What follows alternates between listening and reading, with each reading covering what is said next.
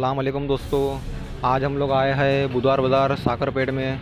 ये देखिए आप मेरे पीछे, ये कोई बारिश का पानी नहीं है, ये है गटर का पानी जो यहाँ पे कितने ज़्यादा तादाद में बह रहा है। ये देखिए यहाँ पे ये टाइम पे बहुत चहल पहल होती है। अभी 11 बज चुके हैं, बहुत चहल पहल होती है यहाँ पे।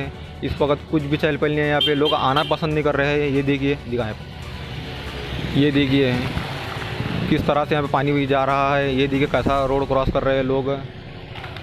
तो देखते हैं यहाँ के लोगों से, पूछते हैं कि कितनी तकलीफ़ हो रही है उनको। बने रहे वीडियो में एंड तक। से हो रही है नाले के पानी की तकलीफ़, हे गेल्या 6 महिन्यापासून चालू आहे बघा साहेब। दर पाण्याची जी खेप आहे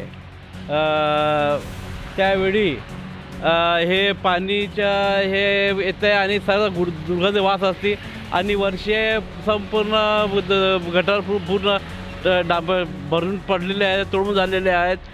त्याच्यामुळे नागरिकांच्या आरोग्याचा गंभीर प्रश्न निर्माण झालेला आहे। या भागाकडे सगळं चालू असतं, सगळं पाणी वाहत आहे।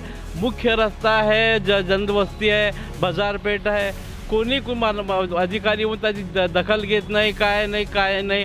आणि काय त्या सर्व नागरिकांचा जीव आणि वाऱ्यावर सोडलेला आहे आणि कोणी त्याची दक्षता घेत नाही, काय नाही।